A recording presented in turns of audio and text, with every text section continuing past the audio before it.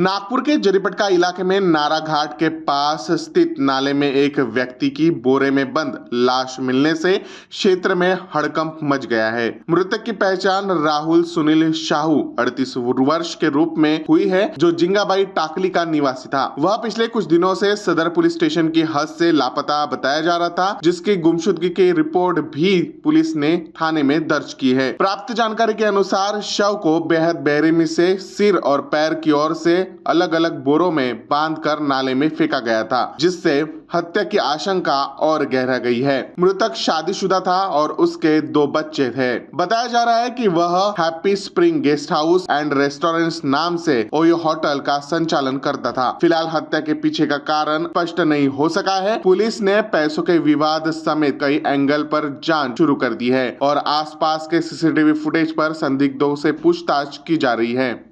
नारायणच्या बाजूनी एक नाल्यामध्ये एक बॉडी मिळालेली आहे। काय नेमकं माहिती आहे का?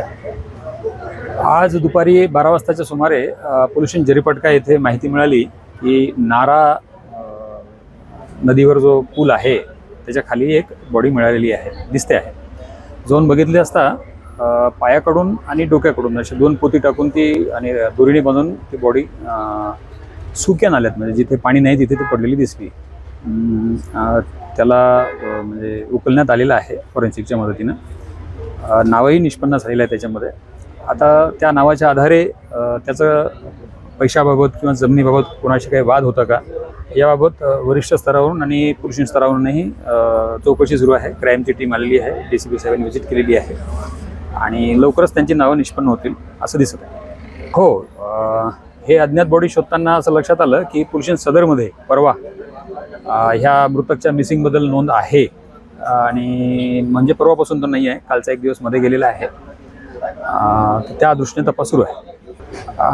इथे माननीय DCP साहेब आले, झोन 6 साहेब, ACP क्राईम साहेब आले, मी स्वतः आहे आणि तपास सुरू आहे।